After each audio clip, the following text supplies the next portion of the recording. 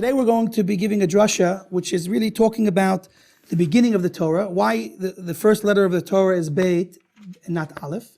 It's also connected with Matan Torah. We're going to connect later on to the giving of the Torah, and so this idea is connected with also Chag HaShavuot and Parshas Yitro, and again Parshas Bereshit.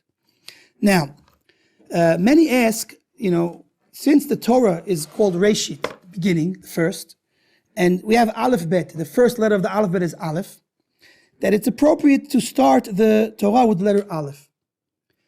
And so the question is, why start with Bet and not Alef? And this is asked by many, and including those that bring this question is the Arizal. In the Kitvei Arizal, it's also brought why the Torah starts with Bet and not Alef. And over there he answers Al Pi Kabbalah, just to give you quickly what he says.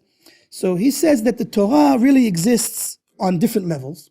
Just like we know that there are 4 spiritual worlds that were created, starting from above to below, which starts with Atzilut, which is a world of emanation, and then Beri'ah, a world of creation. Then we have Yetzirah, a world of formation, and finally the world of Asiyah, action. The word Asiyah translates. Now, if we look carefully, the first world is Atzilut, begins with the letter Aleph, and the second world, Beri'ah, begins with the letter Bet. So the Arizal explains that since the revelation of the Torah that we have right now, today, comes from the world of Beri'ah, which is the second world, it also begins with the letter Bet, which is the second letter.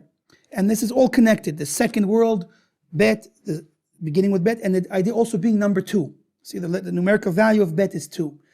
He further explains that there is a higher level of Torah that was not yet given to us. In essence, we almost merited getting it. We could have got this level of Torah at Mount Sinai. We're taught that when we stood at Mount Sinai, we reached a level of perfection and spiritual purity equal to, if not even slightly above, the level of Adam HaRishon before the sin. Why I say slightly above is because in order to get back to that level of perfection, it takes a lot of hard work. So even though the rabbis say we return to the level of Adam HaRishon before the sin, in accomplishing that, it's almost as if we went even beyond. At that moment, we would have merited receiving the Torah that begins with the letter Aleph, the level of Atzilut, the Torah corresponding to the world of Atzilut. This is brought in the name of the Mekubalim, not the Arizal specifically, but the Ben Ish Chai mentions this idea in the name of the Mekubalim, and that when we sinned, we fell back below that level, and again, the evil inclination and the Malach HaMavet, the angel of death, had again a little bit of power over us, and again we were shayach, we were not going to live forever. But at that moment, before we received the Torah, we reached the point where we were going to live eternally, receive the Torah of Atzilut, that starts with the letter Aleph, and go into Israel and live happily ever after.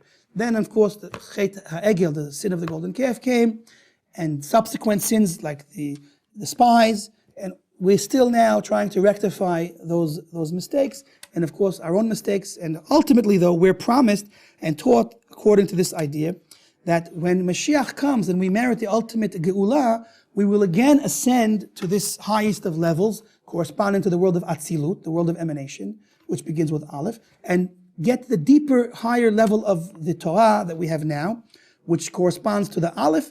And that, they say, is going to be completely, the pshat, the simple level of that Torah will be secret, sod, will be equivalent to what we have today as sod.